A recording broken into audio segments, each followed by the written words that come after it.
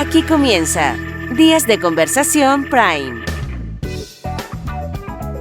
¿Cómo están? ¿Cómo les va? Gusto de saludarle. Buenas tardes, calor en la ciudad, en todas partes. Nos presenta Espacio Claustro, la mejor terraza de San Fernando. Para esta noche es cálida, un grato ambiente de la terraza de Espacio Claustro, O'Higgins 862. En útiles necesarios para los gamers y para ir al colegio, el COM Manuel Rodríguez 689. Hoy vamos a hablar con la Seremi de la Macro Zona Centro Sur de Ciencias y Tecnología, como podríamos llamar, Sofía Valenzuela. ¿Cómo está, Sofía? Gusto de saludarle. Buenas tardes. Hola, muy buenas tardes, Jaime. Bien, aquí estamos hoy desde Concepción. Un saludo cordial a todos quienes nos escuchan hoy en San Fernando. Quienes nos escuchan y por supuesto nos ven en todas partes. El que quiere ver nos ve en todo el mundo. La tecnología es así hoy. Sofía, hemos sufrido harto antes de entrar al tema central con esto del calor, los incendios y todo eso. Y aunque uno piense que es solo provocado por el hombre, también me da la impresión el efecto del cambio climático que es provocado también por el hombre. Sí, efectivamente, estamos viendo, nosotros sabemos que históricamente nuestro país ha tenido incendios forestales, al igual que en otros. Lo que ha hecho el cambio climático y el calentamiento global a la larga es que vamos a ver incendios forestales mucho más, de una manera más frecuente de lo que era anteriormente. O sea, si antes era cada 10 años o una década, hoy en día seguramente cada 5, cada 3 se va a ir acortando los periodos en los cuales vamos a estar sometidos a diferentes incendios forestales y, como bien dicen, muchos de ellos son por causa humana, intencional o no intencional, ahí hay que diferenciar, pero más de un 95% son provocados por los seres humanos y ahí tenemos que ser súper cautos y el llamado es a eso. O sea, si en el fondo hay indicaciones de no hacer quemas agrícolas, no usar maquinaria que puede generar algún tipo de chispa, sobre todo en estos años, o este año específicamente, porque tuvimos inundaciones el año pasado que afectaron también a la región del Maule y tuvimos hartas pérdidas que lamentar ahí, económicas por sobre todo,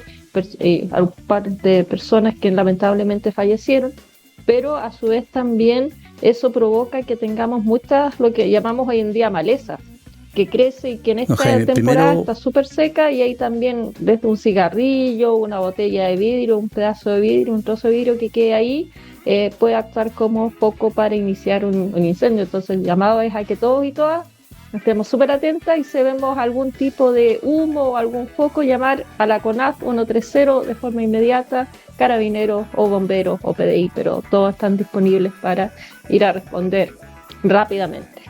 Sofía, leía hoy por ahí que la temperatura ha aumentado 1,5 grados y lo que me está llamando poderosamente la atención, aunque febrero es un mes de mucha lluvia y de tormentas en Buenos Aires, una sobre 30 grados y está una lluvia pero que se desata. Todo esto es efecto de la irresponsabilidad que hemos tenido con cuidar nuestro planeta.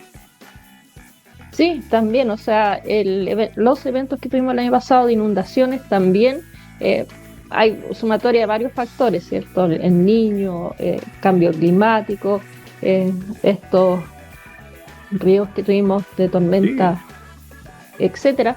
Pero, y nuevamente van a ser probablemente eventos que antiguamente eran poco frecuentes, va a aumentar su frecuencia y efectivamente nosotros como humanidad tenemos que hacer un mea culpa ahí, que no hemos tomado todas las acciones necesarias para ir evitando esta subida de temperatura por un lado y todos los efectos que causamos sobre el cambio climático, sobre nuestro planeta. Si en el fondo yo creo que ya nos dimos cuenta que la naturaleza no está al servicio de la humanidad, sino que la humanidad es parte de la naturaleza, somos parte de los ecosistemas y por tanto si el ecosistema se ve afectado, obviamente como nosotros somos parte de aquello, nos vamos a ver afectados de igual manera. Entonces tenemos que tener una mucho mayor conciencia de cuidar nuestro entorno y esto va en todos los ámbitos, o sea, no solamente el reciclar, que es una de las tantas patitas que hay, pero también evitemos microbasurales, a su vez tratemos de tener acciones que sean más amigables con el ambiente, o sea, en el fondo si podemos caminar de un lugar a otro en vez de tomar locomoción o ir en auto, caminemos, privilegiemos el caminar. Sabemos que todas nuestras acciones tienen una reacción en el planeta, entonces por lo tanto no podemos tener acción cero y ninguna, pero sí lo que vamos a hacer es mitigar los impactos que estamos generando sobre el planeta. Ejemplos súper prácticos que de repente uno dice, pero ¿cómo tanto? La industria textil, o sea, todo lo que es ropa, Claro. vestuario, tiene un impacto enorme sobre lo que es cambio climático, huella de carbono. Entonces pensemos 2 veces si efectivamente quiero andar con la última moda o todavía tengo ropa que me sirve y la puedo seguir utilizando o reutilizando o transformando. El uso de estos aparatos celulares. Claro. ¿Necesito realmente tener el último celular, el top? O si mi celular, que es del año 2000, en mi caso el 2014, 2015, aún funciona, sigamos usándolo. Mientras yo pueda cumplir con las funciones y que no esté de moda, no importa, me sigue funcionando, porque también si lo voy cambiando muy frecuentemente, estamos generando basura electrónica, ¿cierto? Y todas estas cosas van terminando en distintas cosas, basureros y en otros lados, basurales, ¿cierto? No se puede, hay una serie de elementos que son contaminantes para el planeta. El hecho de generar o hacer un celular tiene una huella de carbono súper alta, en los alimentos también. Entonces hay varias acciones que podemos ir tomando día a día y ser más conscientes y quizás no irnos tanto por lo que la moda dice, la moda en todos los ámbitos, pero tratemos de utilizar todo hasta el máximo, sacarle el máximo provecho y de ahí realmente cambiar lo que necesitemos cambiar. Bien, Sofía, lo que nos convoca, el próximo día 11 de marzo es el Día Internacional de la Mujer y la Niña. Y tenemos que relacionar la verdad a esta desigualdad que existe, ¿verdad?, de la participación de la mujer en todo ámbito, y la ciencia, por supuesto, no está aparte de ello. Sí, efectivamente, nosotros, desde el año 2015 en adelante, las Naciones Unidas decidió conmemorar este día, el 11 de febrero, como el Día Internacional de las Niñas y Mujeres en Ciencia, efectivamente, porque en el ámbito científico y sobre todo en algunas disciplinas como son la ciencia, la tecnología, la ingeniería y la matemática, es donde hay muy poca participación de mujeres comparadas con hombres, y eso ha sido un problema histórico. Actualmente en nuestro país solo un 30% de los proyectos o quienes hacen ciencia en Chile son mujeres y un 70% hombres. Entonces hay que poner una alerta ahí, y hace rato que estamos con la alerta del 30-70%, y tenemos que ir tomando acciones.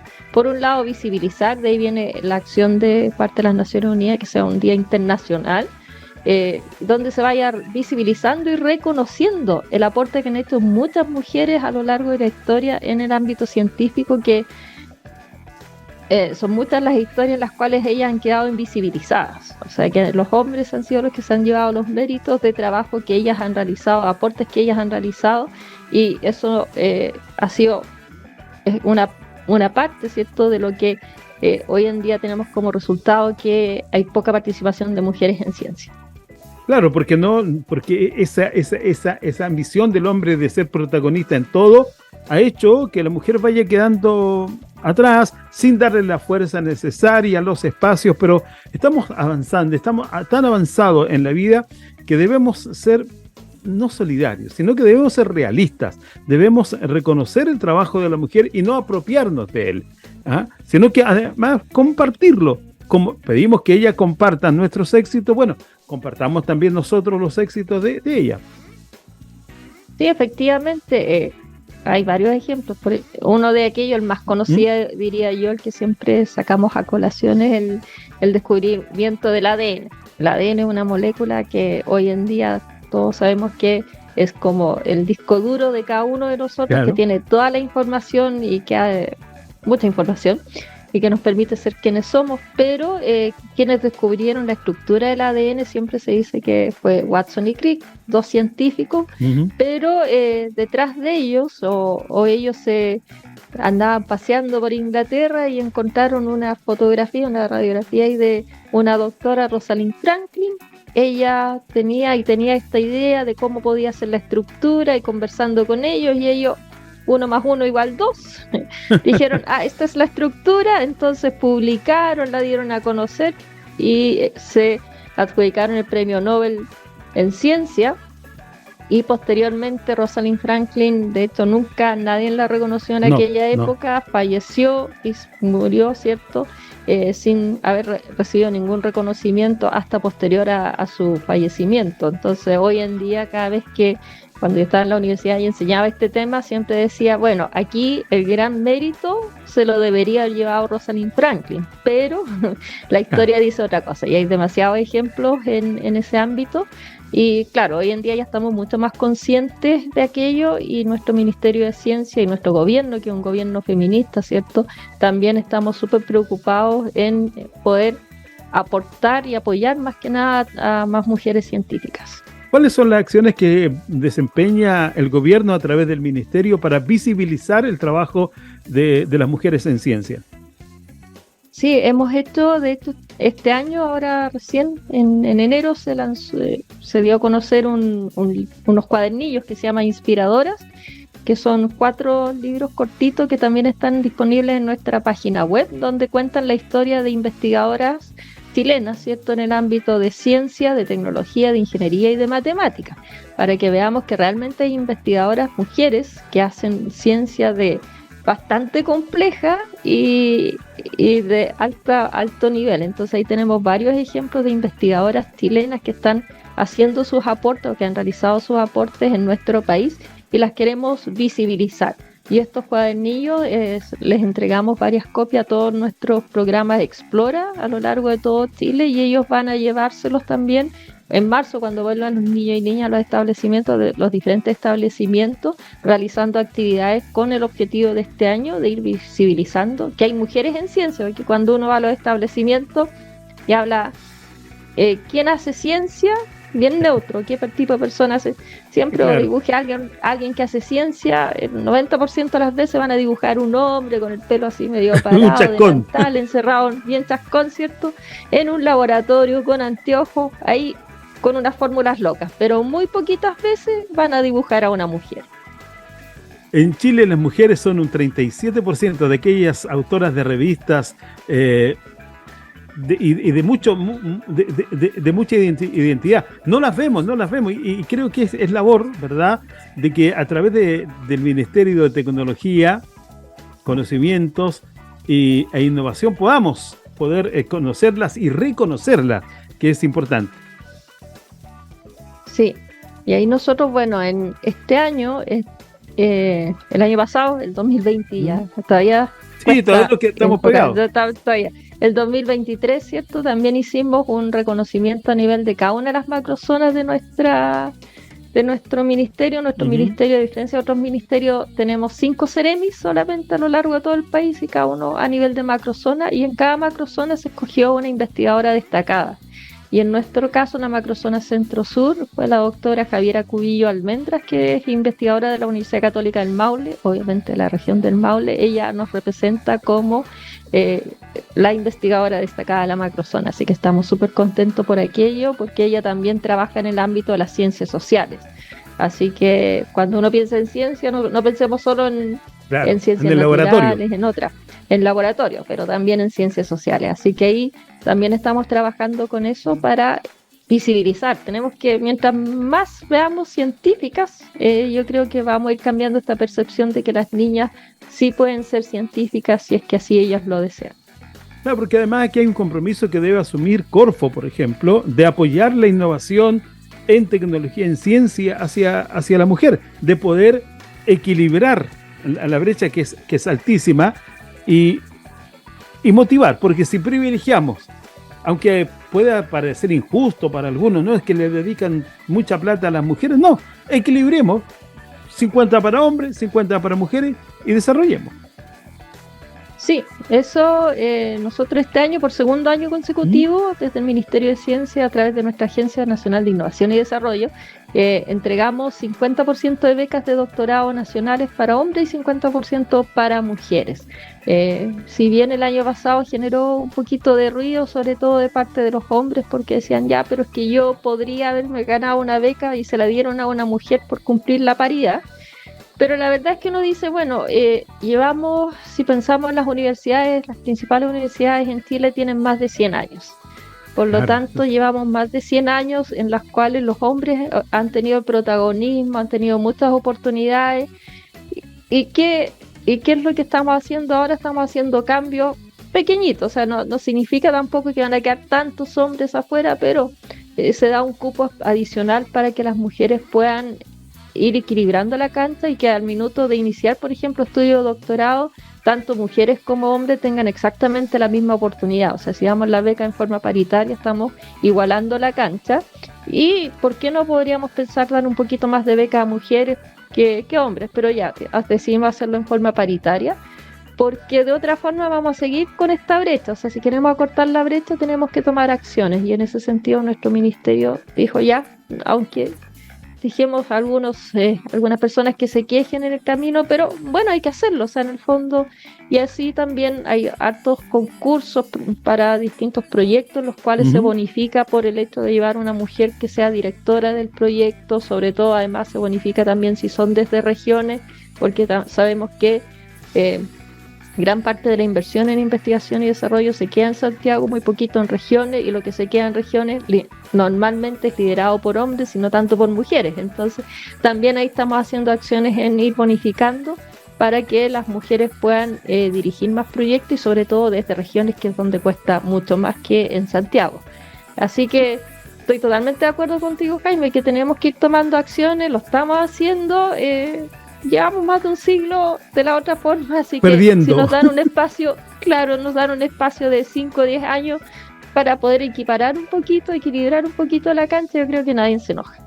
Y el tema de la ciencia, y yo pensaba un poco en la dirección de estos grupos de ciencia, se da mucho, y eso hay que cambiarlo, que el hombre es el más hábil, el hombre es el que tiene más inteligencia, pero si nos damos cuenta, en cosas tan simples de la habilidad de la mujer, por ejemplo, para administrar el hogar, nos damos cuenta que la mujer tiene mayor inteligencia porque demuestra mayor habilidad muchas veces, porque cumple muchas funciones. Y si lo llevo a la ciencia, es cosa de abrir también la mirada y ver que a lo mejor no supera, y ahí a lo mejor el hombre es un poco egoísta también, de no permitir, ¿verdad? Y de no querer, hoy día simplemente no querer que la mujer tome el rol que merece. Sí, concuerdo totalmente. O sea, de hecho, hoy en día, si vemos, por ejemplo, el ingreso a las universidades a nivel de carrera de pregrado, en general, no nos vamos a ir por disciplina, por área, porque ya empezamos con otros números, pero en general, hace ya 3 o 4 años que el ingreso a universidades es un poquito más de mujeres que hombres. O sea, 52% de mujeres ingresan a la universidad versus 48% de hombres. Entonces, podríamos decir, hay más mujeres estudiando en las universidades. Que es un poco la proporción de hombre y mujer en el país. Sí, entonces estamos un poquito, pero antiguamente, a pesar de esa proporción, eran más los hombres. Entonces ya estamos un poquito más, sí, representativos. Y la buena noticia es que las mujeres, por lo general, nos demoramos menos en terminar las carreras que los hombres. Entonces, ahí hay una ventaja más dedicada, a pesar de que muchas veces uno sabe que las mujeres estudiantes, muchas de ellas a veces trabajan, algunas de ellas de por medio son madres y tienen pequeños que la corresponsabilidad y pocas veces corre, muchas de ellas tienen que ir al cuidado de los abuelos o de las abuelas o de los padres y las madres, entonces tienen muchas más labores que los hombres, o simplemente ayudar en las casas, porque todavía tenemos esta cultura de que las mujeres, las niñas son las que tienen que apoyar a la mamá en la casa, mientras que los niños y las niñas no. O sea, uno piensa que en pleno 2023 esto no ocurre, pero sí ocurre. Pero ¿qué ocurre después? Después ya cuando entramos a nivel de posgrado, y por eso la importancia de que ahora estemos dando becas de forma paritaria, es que cuando ingresamos a magíster o doctorado, que son los estudios que se necesitan para ser científico después, ahí realmente las mujeres van quedando atrás. Y van quedando atrás por distintas razones. Algunas de ellas son... una de las principales, pero no única, es porque ellas deciden ser madres, porque cuando ingresan al magíster, doctorado, están como a los 24, 25 años, a los 30 años como la mayor proporción. Entonces, como la época que coinciden con que ellas deciden ser madres. Y eso obviamente hace o que muchas se retiren del programa porque la corresponsabilidad no está, y por tanto les toca gran parte a ellas, o se atrasen mucho en el programa y eso muchas veces los mismos programas las castigan porque se están demorando más de 5 o 6 años, ya, bueno, ¿sabe qué más? Ya no puede seguir. Entonces ahí también hay cosas que tenemos que ir trabajando y nuestra subsecretaria Carolina Gainza ha estado trabajando ahí también con el Ministerio de Educación para ver cómo podemos subsanar esto de alguna forma. Y después cuando ingresamos a las universidades a trabajar o centros de investigación, ahí partimos con el problema de, claro, para tener un proyecto uno tiene que tener lo que llamamos antecedentes científicos. Y antecedentes científicos, ¿qué son? Publicaciones y proyectos.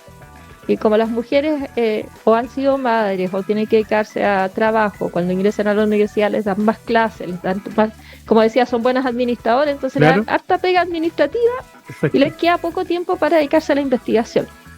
Entonces empezamos con una brecha.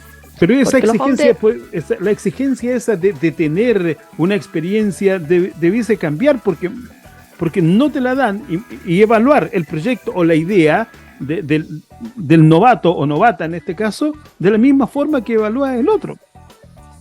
Sí, de hecho en los proyectos que son para la gente más joven se cambió la forma de evaluar el currículum y hoy en día se les evalúan otras cosas, no solamente publicaciones, proyectos, pero también cuál ha sido su vinculación con el medio, si han tenido actividades con niñas y niños o han sido adjudicadas algún tipo de reconocimiento, algún tipo de premio en algún congreso, etcétera. Hay varias formas, o se han trabajado con comunidades, etcétera. Entonces hoy en día, al menos en la carrera temprana, se están evaluando esos criterios. Lo que ocurre después es que cuando ingresamos, o sea, eso ocurre cuando uno parte, pero después ahí es donde se produce esta pirámide, ¿cierto? Donde generalmente los que van avanzando son los hombres, y ahí de nuevo se repite ya que las mujeres que están académicas o profesoras de la universidad les dan más clases que a los hombres. Pero eso lado, podría cambiar, porque si uno considera... pero mira, es que puede cambiar por un tema que no sé qué pasa hoy día con las jóvenes, de que no quieren ser madres. Y yo te digo, te pasa en casos muy, muy familiares. Yo tengo 3 sobrinas y ninguna de las 3 quiere ser mamá porque dicen primero que me quiero desarrollar en lo que estudié. Si fui a la universidad no fue solo por cumplir el objetivo de los papás, sino que son el propio. Entonces se está comenzando con esta idea de postergando y lamentablemente la maternidad para poder alcanzar objetivos claros. Y es ahí donde considero que no debiese haber una elección de una cosa o de la otra, sino que se podría eventualmente, ¿verdad?, desarrollar las dos de la misma forma. Sí, debiese sí, solo sí, empezamos realmente a ponernos firme con la corresponsabilidad. Y yo creo que ese es el gran tema, ¿cierto? Porque, claro, uno posterga la maternidad, pero eso implica que alguien tiene que llevar la paternidad. Y la maternidad y paternidad, porque la maternidad espontánea no existe hasta ahora. No, pues y ese, además el machismo. ¿Cómo me voy a quedar yo en la casa cuidando al hijo, a la hija? No puede ser. ¿Qué van a decir? ¿Qué van a decir mis amigos?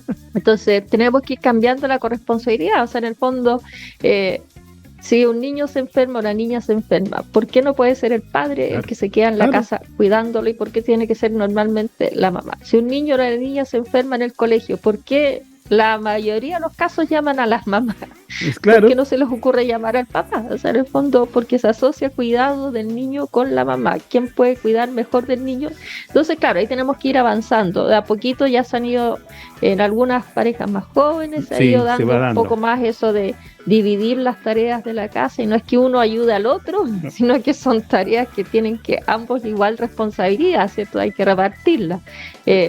Pero efectivamente esta misma cultura ha hecho que muchas mujeres que vayan postergando la maternidad porque se han dado cuenta mirando a sus referentes, a sus madres, tías, abuelas, que efectivamente veían a mujeres muy, muy capaces, pero que lamentablemente en muchas ocasiones tuvieron que dejar de lado su carrera profesional, su desarrollo profesional debido a estas tareas de hogar que estaba muy arraigado en nuestra cultura. Entonces, afortunadamente ha ido cambiando.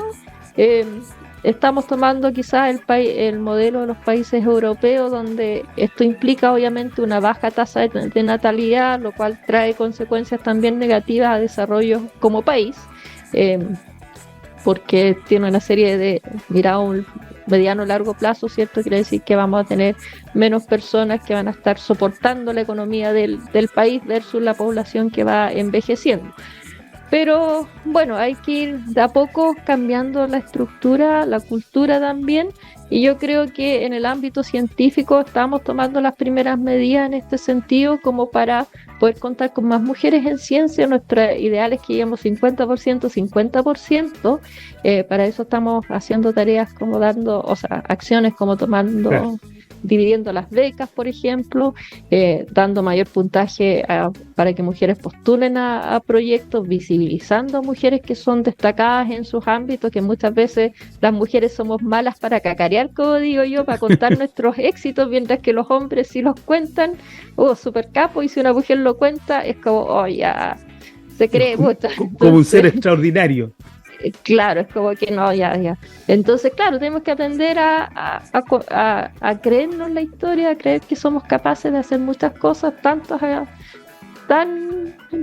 igual o mejor calidad que los hombres en algunas cosas. Tenemos una visión distinta, no queremos ser iguales que los hombres, pero tenemos una visión distinta, pero tenemos las habilidades, el talento para ser científico, científica no tiene género, así que hay harto por hacer. Hemos visto algunos cambios, así que eso es positivo, pero todavía nos falta. O sea, de acuerdo a distintos estudios, aún estamos ahí en una brecha que dice que son 136 años los que se necesitan para llegar a la equidad entre hombres y mujeres en el ámbito científico. Así que falta muchísimo, son altas generaciones. Así que con estas pequeñas acciones nosotros esperamos que esos 136 años se vayan acortando, ojalá, porque no podemos esperar tanto. Claro, pero a pesar de que es muchos años, no son tantos si comparamos con otras actividades del mundo que se deben equilibrar. Sofía, yo te quiero agradecer que nos hayas regalado estos minutos desde Concepción, en este caluroso San Fernando. Bueno, Concepción también tiene mucho que hablar de calor. Sí, bastante para hacer Concepción, ¿no? Ya, no tanto como en San Fernando, pero sí, aquí estamos. Pero yo con bastante calor. Yo estuve el fin de semana en Chillán y hacía mucho calor. Tú eres chillaneja, así que me acordé. Tuve por ahí mucho calor. Chillán es bastante caluroso. Sí. Que estén muy bien, muchas gracias. Muchas gracias, Jaime, y que estén muy, muy bien. Saludos. Bien. Saludos. Estábamos conversando con Sofía Valenzuela Águila. Ella es la Seremi de la Macrozona Centro del Ministerio de Ciencia y Tecnología a través de Cautiva. Muchas gracias. Hasta mañana, que le vaya bien. Hasta aquí el diálogo que aporta, en la voz de los protagonistas. Jaime Díaz sostuvo una plática directa y honesta con sus invitados, para que quedes al día de la contingencia política. En Radio Cautiva 101.3, esto fue Días de Conversación Prime. Las opiniones vertidas en este programa son de exclusiva responsabilidad de quienes las emiten y no representan necesariamente el pensamiento de Radio Cautiva.